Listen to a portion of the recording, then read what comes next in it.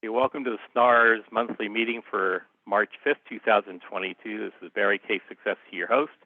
And today we have a fabulous presentation by Woody Kasich Lima Bravo, who's in South Reno. He's been doing quite a bit with Parks on the Air and Summits on the Air. So let's introduce Woody. We're going to go for about 45 minutes or so in a presentation form with a little break for Q&A through chat. And then when we're done with that, a little after 9, we'll stop the recording, and then we'll have a whole other section for a whole lot of Q&A. So Woody, tell us a little bit about the portable operation and why you're so passionate about it. Okay, well, good morning, everyone. And Barry, thanks very much for inviting me in here to let me talk about my enthusiasm for operating /P, portable ham radio outdoors. And in particular, SOTA, Summits on the Air, and also Parks on the Air. Terribly exciting, and the couple of things about that is that it's really great practice for emergency communications if we ever have to get there, and for operating on field day. So that's the overview.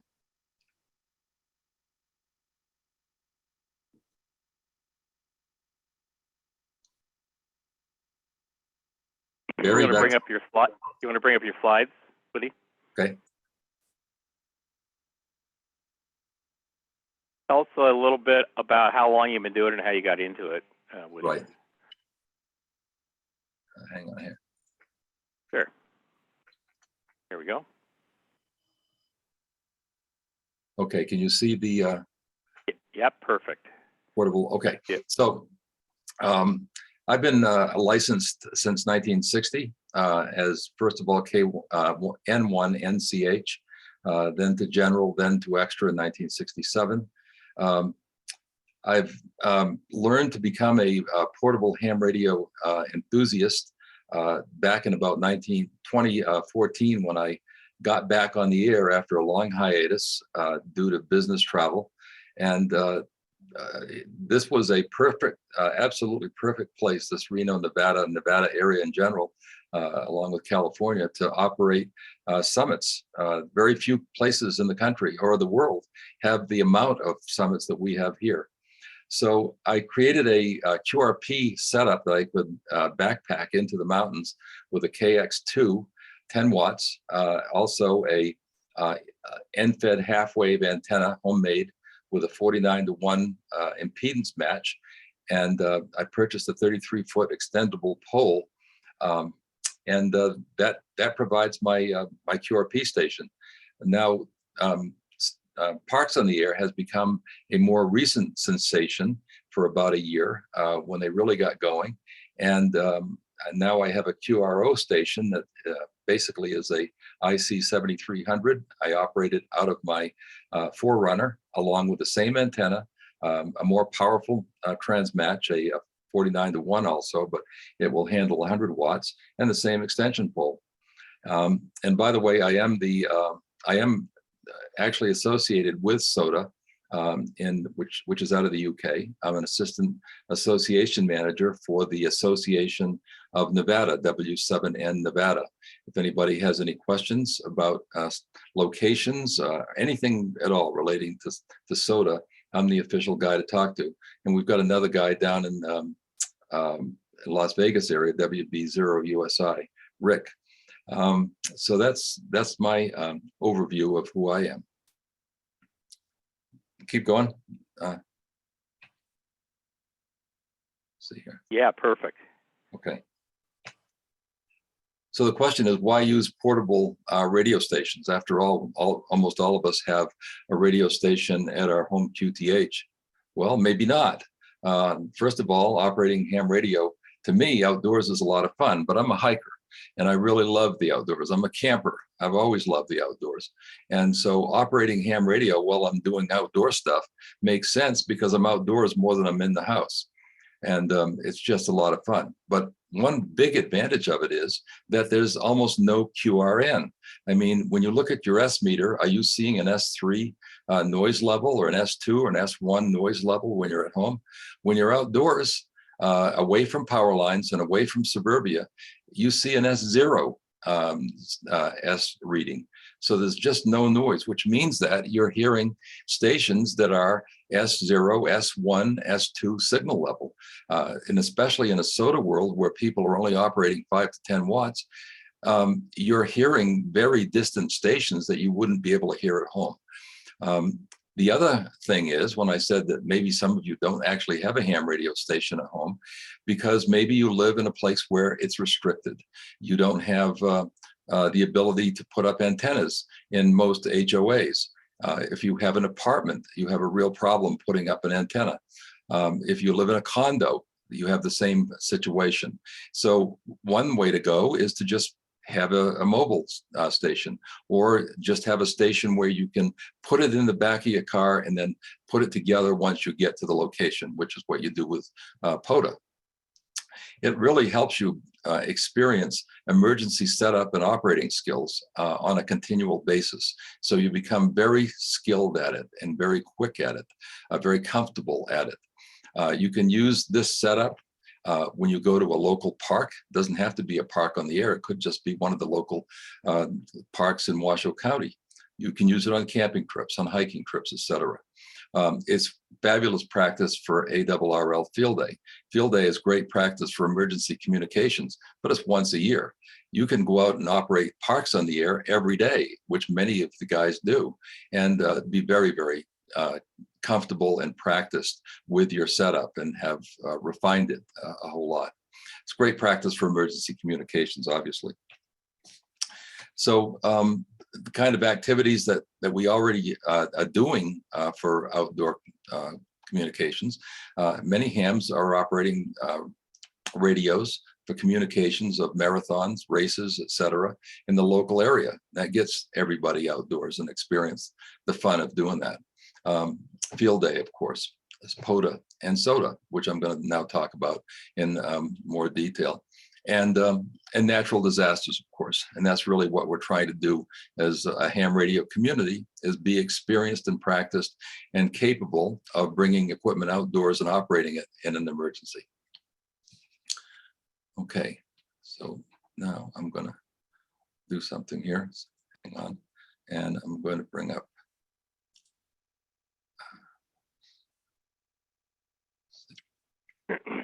Once you bring that up, I have a framing question for you, a content question. Okay. Just want to get clear, because first you're going to start for POTA, Parks on the Air and Summits on the Air. Can you just make a clear distinction between the two, so when we go into it, people know what's what, because it's two different programs?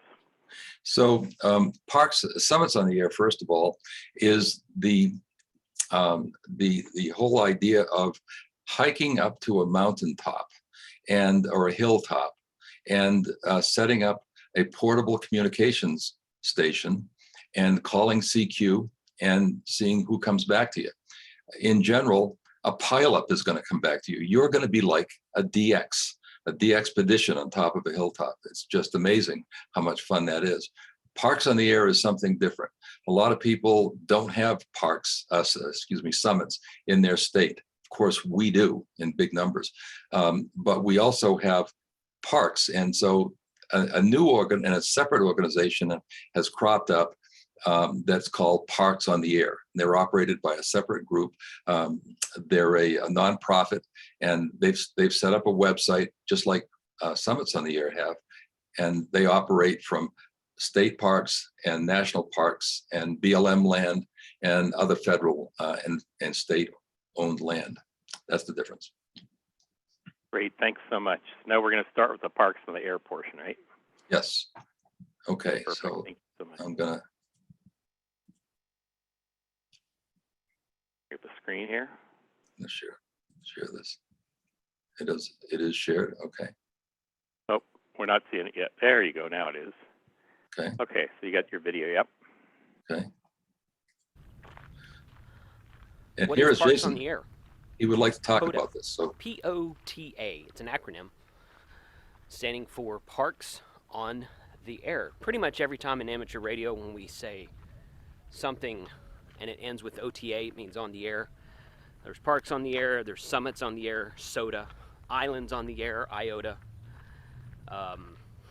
there's a thing on it started, I think, on is either Instagram or Twitter, called Walmart parking lots on the air. Go figure. I don't know. During field day, you can have a GOTA station, Get on the Air, and that's a station that's set up for different people to come and get on the air for their first time on HF. So anytime you end something with OTA, generally speaking, in amateur radio, it means something on the air. So today is POTA. What is Parks on the Air? And we're going to discuss it right now.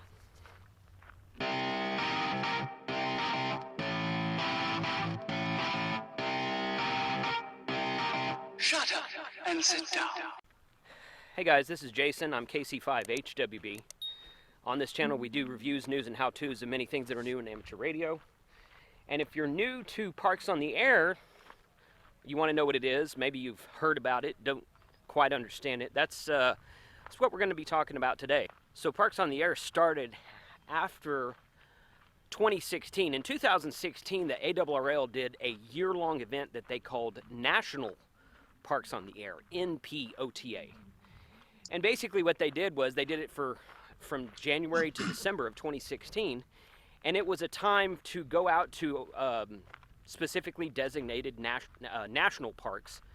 Parks were recognized by the federal government national parks list. There was a list. You can Google for it. NPOTA ARRL 2016 event. So basically, you'd go out to a park, sit down, set up your antenna, make some contacts, and you get points for all the different contacts you can make. You could sit at home and activate people who were at parks and get points, I believe. And it was just kind of a fun way to get people out of the shack into the field and operating portable radio. And I think overall, that was pretty well received, realistically, because ARRL was trying to do that. I think it was the following year in 2017. It might have been a couple years later that they did the grid chase. So the point of that was, I think that would reset every month, but it lasted for a whole year, and you'd go out and try to work as many grid squares as you can, and then you turn in your logs for points, etc. there. So I think the whole annual thing from the ARRL was a really great idea, and I kind of wish they'd do it again. But regardless, Parks on the Air started post 2016, after the National Parks on the Air ended, and it was developed by a group of guys that said, hey, we should make this a regular thing.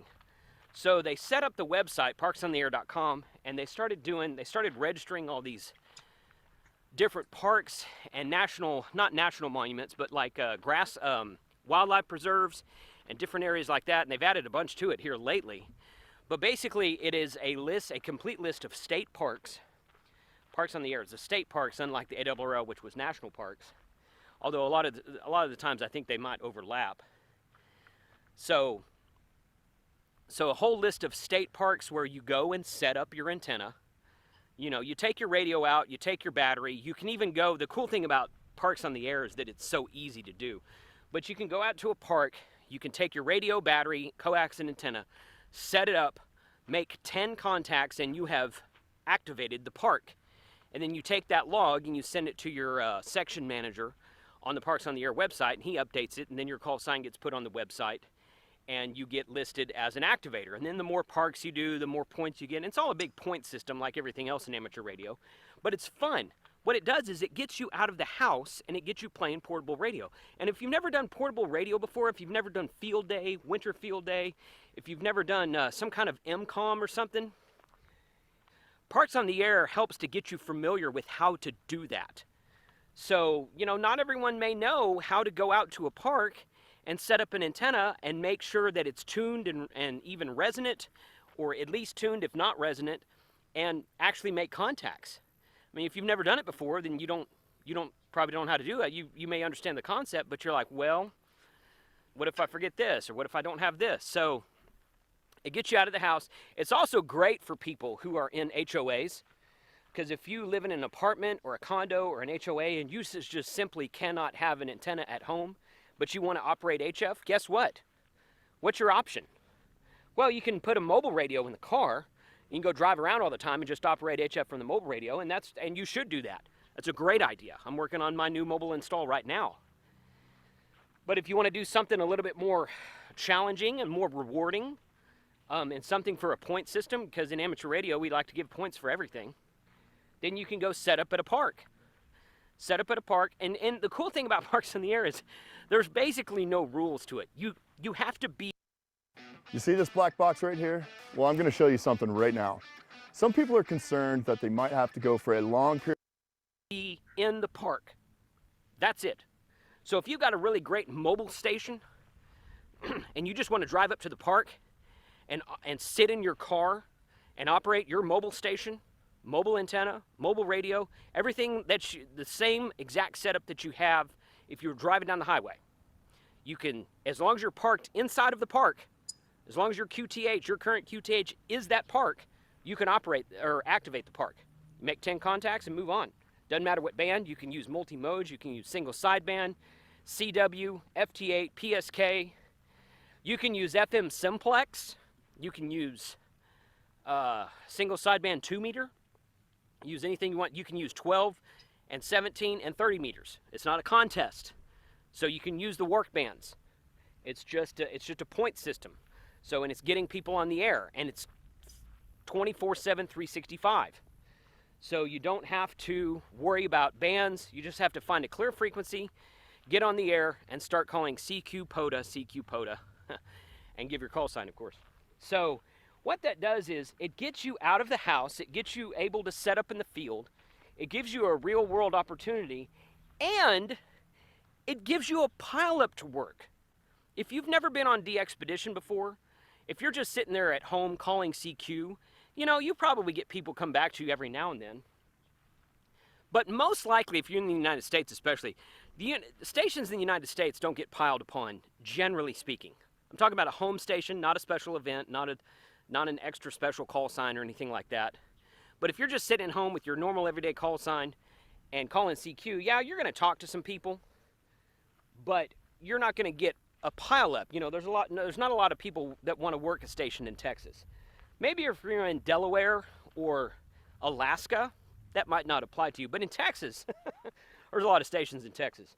So having Texas in your log is no great accomplishment. But if you go out to a park and you spot yourself, you can spot yourself, you can ask someone else to spot you. Self-spotting in Parks on the Air is completely acceptable. Spot yourself, say, I'm at this park on this frequency, I'm going to call CQ. Call CQ. I worked a pileup yesterday at this park. Now, I've been at this park for 2 days, so it's easier. I didn't have any time constraints here. But I worked a pileup for about an hour and a half. I made about 140.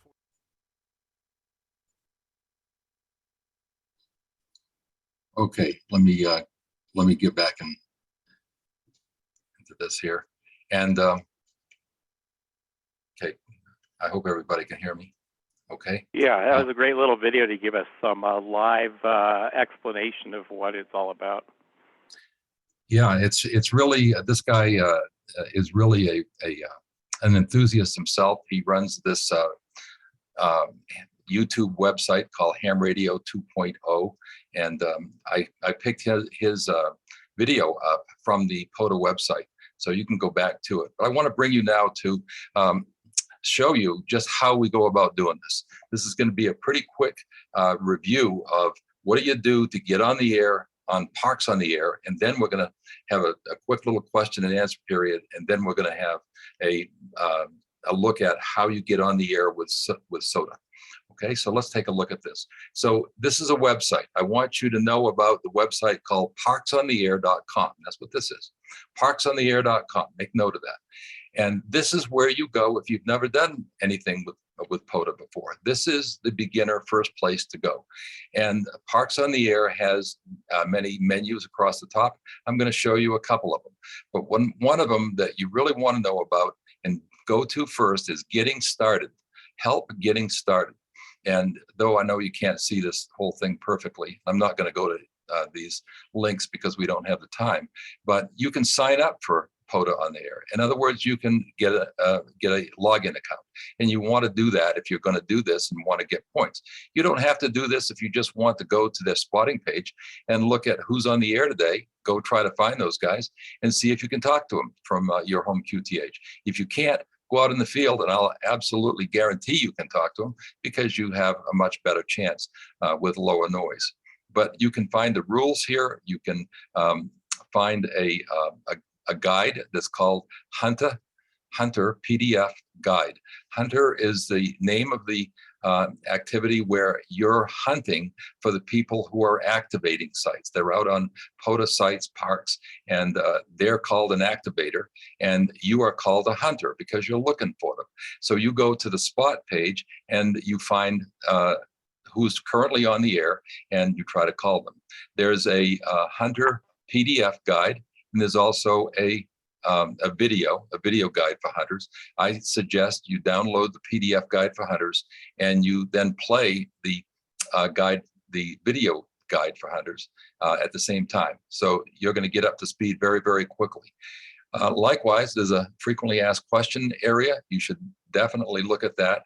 And then before you go out and do activations at parks, like Washoe Valley Park, take a look at this, the Activator PDF guide and its associated video guide for activators.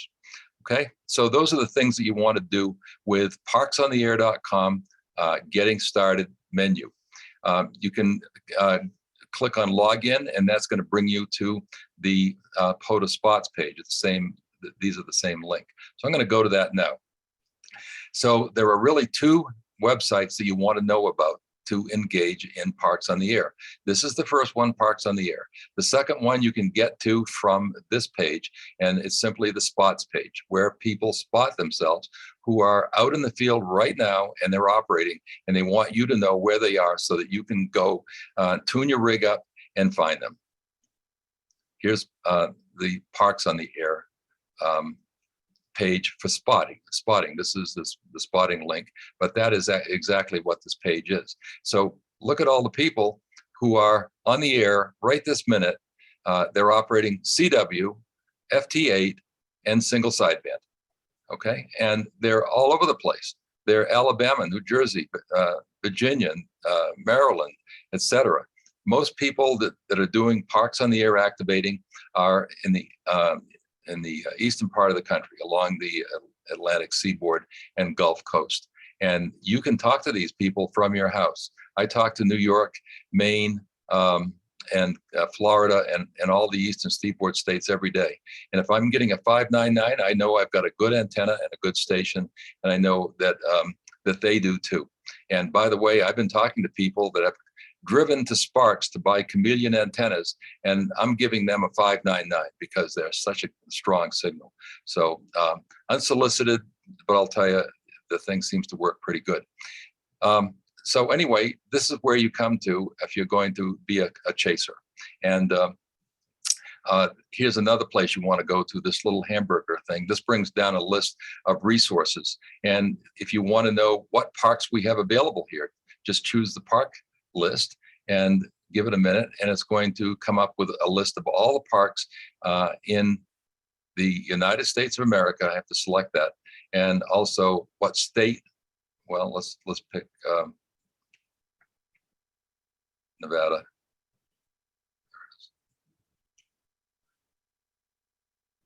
So these are all the parks. If you want to be an activator, these are all the parks in the state of Nevada, over 100 of them, that you can drive to and activate. Some of them have a lot of activations.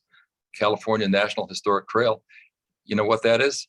Route 50, along 50. So that's an easy one to get to. Okay, so let's take a look at some other things here on this drop down. You can add a spot if you're going to go out and do an activation. The first thing you want to do is you want to tell everybody that you're going to be doing it. And then once you get there, you're going to want to add a spot so that you get added to this list so people can find you that are in other parts of the country. So you can see frequently asked questions. You want to go to this link. You want to go to rules and conduct. If you want to get back to the page we were just at, Parks on the Air, you can do that at the bottom of the page, brings you right back. And then I can go back to the spotting page. So these are the two pages, POTA.app /pound/. But easy to get to, right? No big deal. All right, so let's take a look at the next thing I want to show you.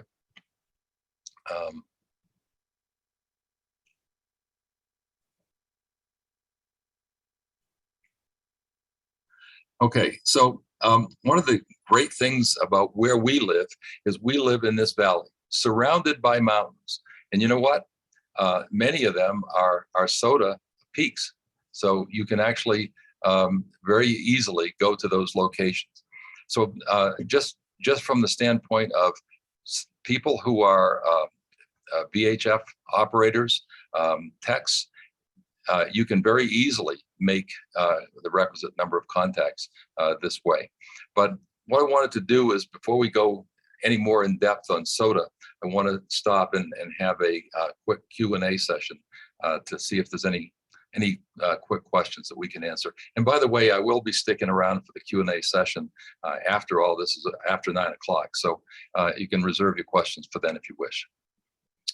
So if anybody has a quick question or two, you can either put it in the chat or just open up your mic. We have time for 1 or 2 questions. There's going to be a whole big section after that. Anybody have a question? Open up your mic and give your call sign.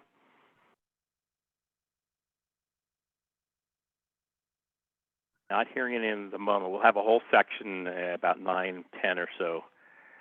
Is the question Howie asked, Woody, is there a search engine for various parks? Great question. In terms of a search engine, a list of parks, is that what you're looking at, Howie?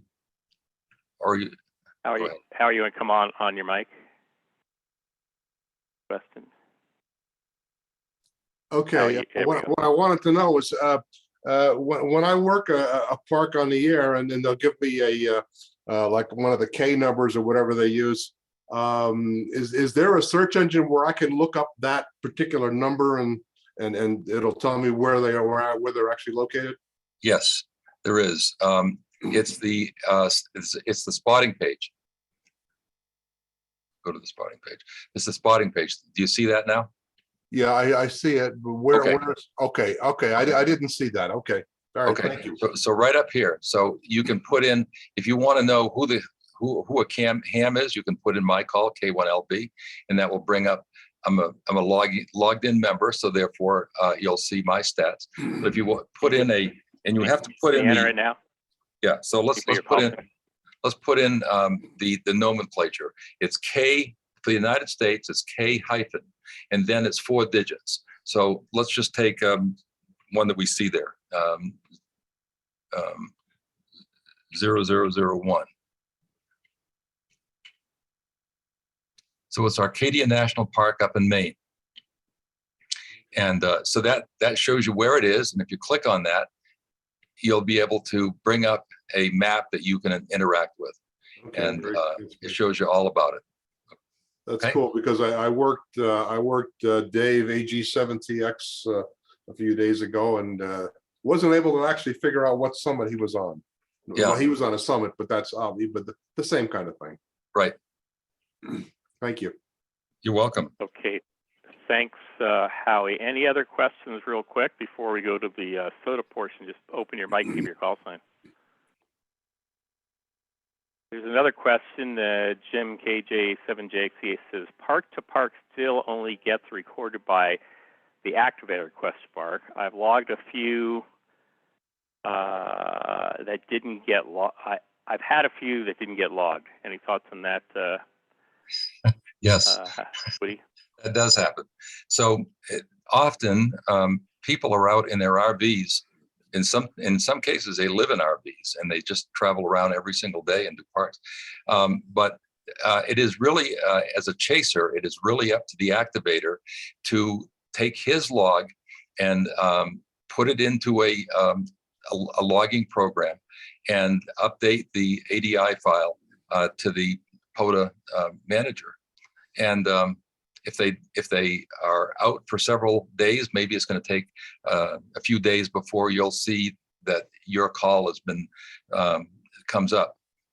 Maybe it doesn't at all, because maybe they just lost their log or forgot or whatever. But that does happen. It's rare. Yeah, so I assume it's similar to like a DX station, not in parks in the air, where if the DX station that you work doesn't put their log in somewhere, then you don't get credit for it. Right. Okay, great. Thanks for those. Go ahead. Another question? I wasn't sure. Somebody else have a question? No. Okay. Let's continue. We'll have plenty of time for detailed questions and answers. Let's go to the next section about the summits on the air. Okay. So let's see. I need to. Can everybody see this the K0NR? Okay, you can see that.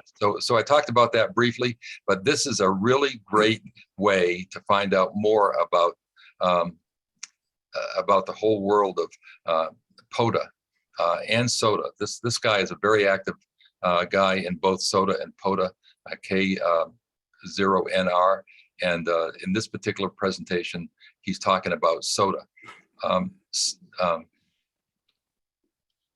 No, this is, yeah, right. So the thing is, what I was saying earlier was, if often you don't have an opportunity with SOTA to go up with a handheld, an HT, and be able to activate a summit on the air. You need to make 4 contacts. But here in Reno, you can. You go up to Mount Rose Summit, and especially if you make sure you spot yourself, you can find 4 guys down in the valley here that you can talk to, because it's line of sight communications. So it's great for HF, but it's also great for VHF. Okay, I just wanted to make sure that everybody is aware of that.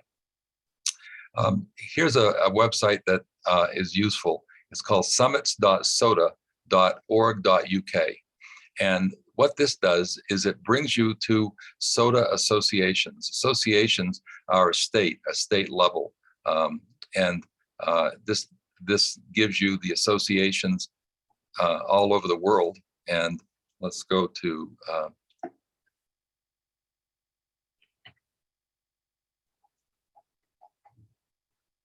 W7N. So you're going to be interested in really 2 associations if you live here in Reno, very likely. You're going to be interested in the Nevada one, W7N, and also the W6 one, because we're so close to California. There's a tremendous opportunity to get to the sites. All the sites, there's just hundreds, thousands of them in California, as there is in Nevada. So the association reference manual is going to be a manual that you want to go to, and this is the site that you get to the association reference manual. I'm not going to open that one up because of time. I'm going to go back and go to the one for Nevada, W7N. Okay, so there it is, association reference manual. Everybody see that? You get to it from this site, summits.sota.org.uk. And it says association reference manual. Once you get to the association, you click on it and it makes you want to save it. Okay, you can't just open it. When you, let's see, I've got this in the way. So, get that out of here, save it. Then you can open it. I just want to show you this because this is important. If you're going to operate summits on the air as an activator, you're going to want to know all the details about where are the summits, what are the issues about summits in terms of rules, as well as about points. This tells you who the association manager and association reference manager are, and that you can contact us simply by going to the qrz.com webpage and looking up our email address, and then just sending us a note. Looking forward to hearing from you, every one of you. Okay, but this tells you about, if you scroll down a little bit, I'm going to scroll down a little bit more because it shows you a map of Nevada right there. Okay, and it shows you where the regions are. So the big picture is association. Association is a state level group of a real estate. Regions are usually counties. So Washoe County is a region, as are all the other counties, except for the 4 small counties down here that are close to us, and they're called a Tahoe region. So I'm going to go back up and show you what's going on with all that. So now you see that this association reference manual's got a lot of important stuff in it. So here's a list of the regions. Okay, and again, the regional names and the reference letters. So Washoe County, for example, is WC. There are 119 summits in Washoe County. Many states don't even have 10, let alone 119 in the county. We've got a huge total here of over 2,300 total peaks in the state of Nevada. So it's really great. One of the rules is that you have to be close to the top of the summit in order to operate, but you don't have to be right at the top of the summit. As long as you're within 82 feet of the summit's high point, you're good. So you can judge that pretty much, okay? I have a question about that for a sec. A number of people have said over the years that you actually have to, and is this true or false, have to get to the last part of the ascent not by driving. Is that true or false? Do you know? 100% true. So you have to be, you can drive up to a summit. You can park on the summit. You can leave your car on the summit, but you can't use it to operate from. What you can do is you can take all your equipment out that you are going to operate with. I put all mine in a backpack. I can take my backpack and I can walk back down to the 82-foot point that's just below the summit and carry my stuff back up. Yes, this is supposed to be about hiking to the summit. That's what it's all about, not about driving to a summit. And everything that you operate, use to operate that summit has to be hand carried to the location point. So let's say a couple of people drive up to the summit. One person is going to activate. One person is going to stay below the 82-foot level or 25-meter level, just down off the summit. So one goes up and operates, and he can talk to the person that's just below 82 feet, down at 80 feet, say, and that's a worthwhile chase or activation contact. But that's how it works. You've got to really, you can drive to like you can drive up to Peavine and wherever you're going to stop. But take your equipment, and to be honest, to be real about this, you have to go back down just a little bit and then bring it back up. Okay? Thank you for that. Mm-hmm. Now, the second thing that you're going to find in this page, this is an important page, it's section 1, association reference data, is all of this stuff here. What elevation summits are at and how many points you get. So a 10-point summit is one that is above 9,500 feet. An 8-point summit is one that's above 8,500 feet, and et cetera. You can see the rest of that. Another important thing is there's a winter bonus. You get 3 additional points if you operate between December 1 and March 31. So it's still in the bonus period for these counties. So these counties are abbreviated here. You can go back up and see the reference abbreviation is right here, right? So I'm not going to go through that from a standpoint of time. There's also a summer seasonal bonus for other, like Clark County, et cetera. So this tells you which ones have bonuses, and a lot of guys who are trying to maximize their points. In the winter, they're going to use snowshoes to get to the winter summits. In the summer, they're going to go out really early in the morning because these are really hot, and they're going to operate as close to sunrise as they can, and then get out of town. Okay? So that's the association reference manual. As an activator, you want to know this, as well as all the other rules that are associated with doing this. There's also a set of general rules. General rules are from the same website that we started at. Let me go back to that.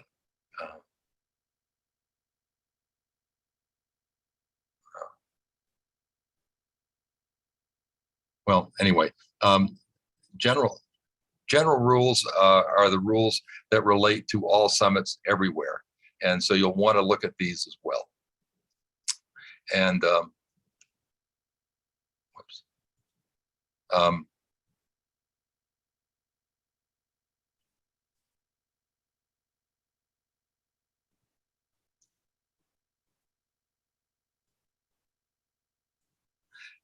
so there is a spotting page for summits on the air, And they're just like POTA, there are 2 web URLs that you want to know about. This particular one is called sotawatch.sota.org.uk. If you just Google on your search bar for Sota Watch, you'll probably be able to bring this page up. Let's see here if I can show this. So if you log into this page, you'll be able to actually register any points that you make right from this page. You don't need to have a logging program to log either your chasing contacts or your activation contacts. So let me segregate the two. Remember, back in POTA, you don't have to log anything as a chaser or hunter, as they call them, but you do have to log your summits as an activator using a logging program and send the ADI file to a particular person within the POTA world. In the world of SOTA, it's totally different. You don't have to use a logging program at all. Let me see if I can log in here without, see if it remembers my password. Yeah, it does. Okay, so here we are. We see that I'm logged in because I can see my call up here. And so I see all the people who are out activating today. If they have a red timestamp next to them, it means that they've logged in to this location within the last 30 minutes. So therefore, you can go and talk to them. Look, there's a guy operating FM. Here's another one operating FM. So there's a lot of people that operate SOTA with VHF, and that's not the case with POTA. SOTA is a good place for VHFers to have a lot of fun, as well as people operating HF radios. Okay, so if I want to, if I talk to say I talk to this guy here, W7WXW. I'm running out of time here, Barry. So let me know when I need to stop. You're doing good. Okay. What I can do is if I've talked to this guy as a chaser, all I have to do is click on this little link that's available to me if I've logged in. That's why I want you guys to get a login account. And here it is. Okay. Here is my chaser logging little page, and it shows that I've just made a contact with W7WXW at 1706 UTC as K1LB on this frequency, this mode, and I just click on submit, and that automatically goes to the logging program within the SOTA website itself, and I'm done. I've just taken care of my desire to make sure that I am credited as a chaser for the points that I get. That's not the case, is it, in POTA, but it is in SOTA. Okay, so that's how I can log my points if I'm a SOTA activator. If I'm an activator, I said that wrong. That's how I log my points if I'm a chaser. But if I'm an activator, what I can do is go to the logging location in SOTA by going to database. That brings up another menu over here on the left, in which I can submit my log. I can submit an activator entry, or I can upload an ADIF file if I, have a file of maybe. Often you're going to be talking to somewhere in the vicinity of 15 to 50 people when you're doing an activation, because you have no noise at the top of a summit. It's the most unbelievable experience to operate ham radio with zero on the S meter for noise. So you can hear really weak stations that are only running 5 to 10 watts way out in the distance. Okay. So I'll give you a little time check. Let's give you 5 more minutes for this section, and then we'll do the separate Q&A section. Okay, sounds good. Thank you. I want to show you. Let's see. I think I need to stop sharing, and then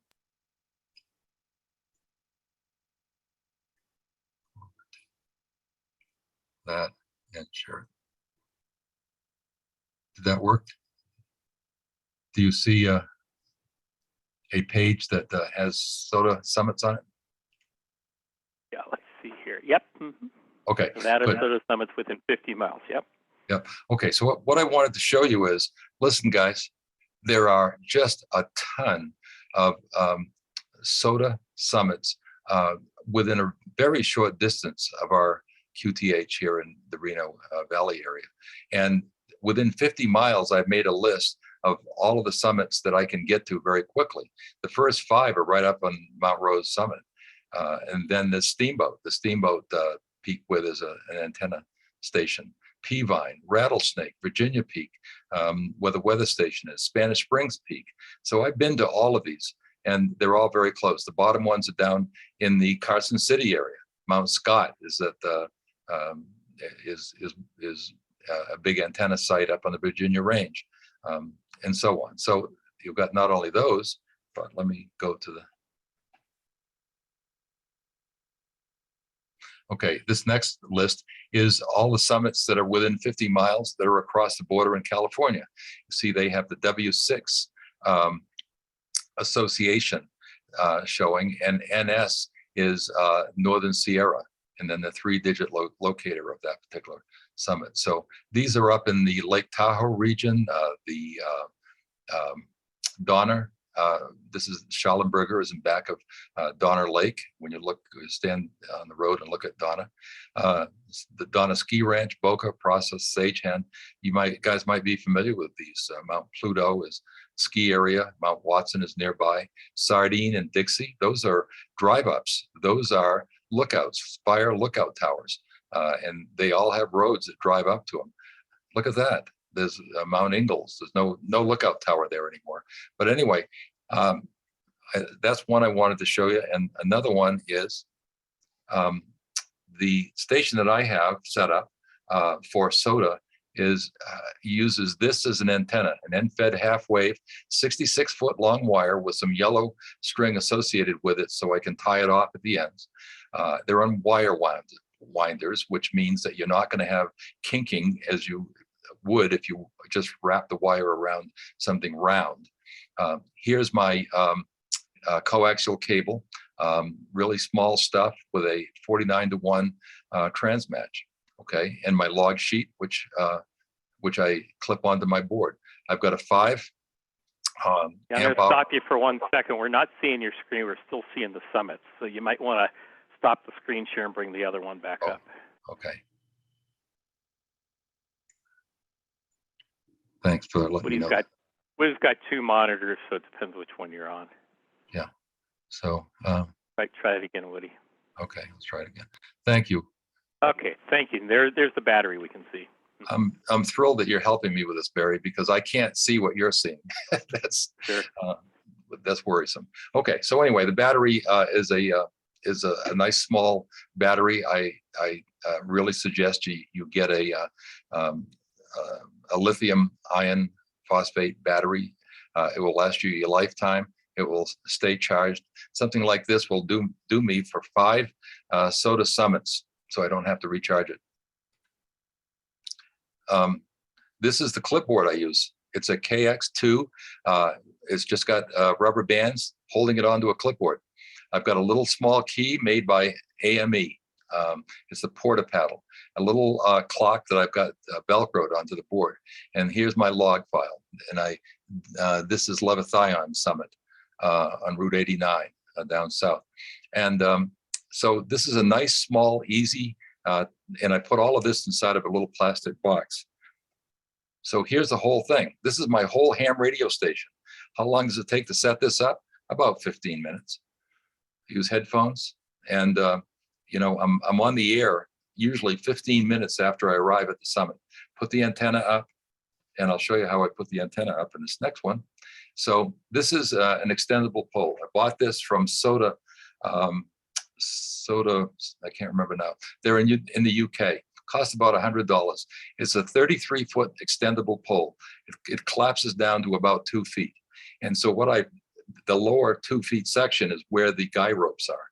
So I have a little guy ring there, and I just run that down to 4 guy stakes and hook up the antenna wire to the top section, the middle section, and then just push it all up in the air.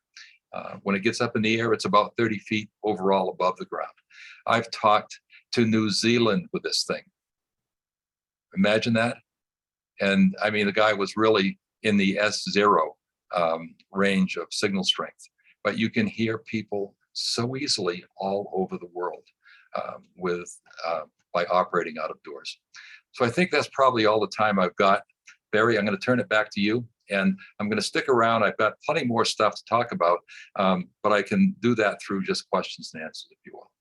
Okay. Great. If anybody has a quick question, just a short one, go ahead and we'll get your mic on for one or two questions, and then we're going to go to a poll, and then we're going to open it up for a big question and answer. Any quick questions? Give your call sign on, unmute yourself.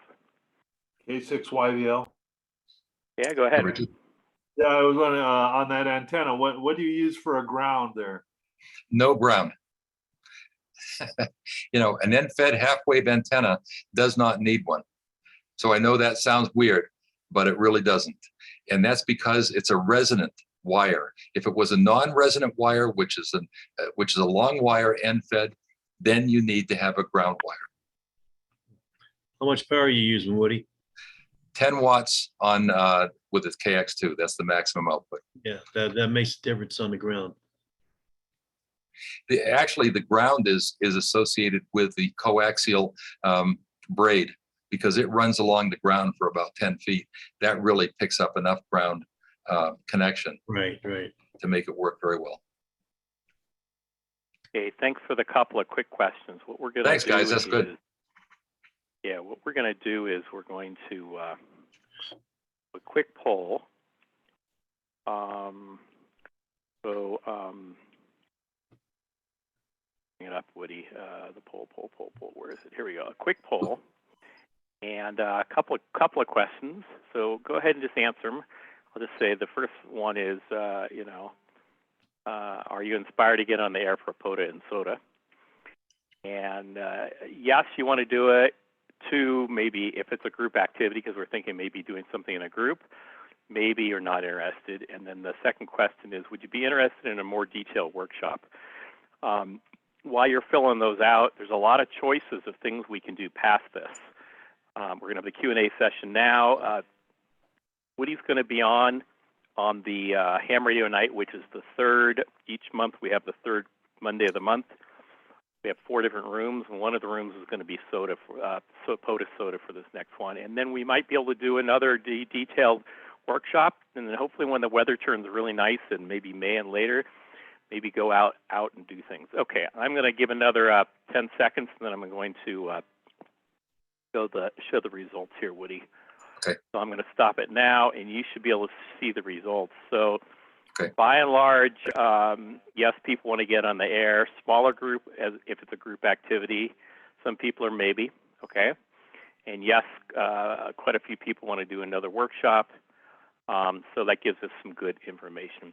Woody, thank you for this information. I know you're completely goo gaga over this. Anything you want to say in closing on this section, which is the main presentation section, before we get to the other Q&A? Barry, I want to thank you for bringing me in and giving me this opportunity to get in front of SNARS. I'm looking forward to this for quite a long time. And to you also, Brian, for hooking me up with Barry. Look forward to working with everybody here on this project. Great. Very good. And people are saying, excellent presentation. Thanks for the details, especially for a newbie. Okay, so this is what we're going to do. We're going to stop the recording for this section, and then we'll start the Q&A. So this completes the presentation section for Summits on the Air and Parks on the Air with Woody K1LB for the SNARS monthly meeting on March 5th, 2022.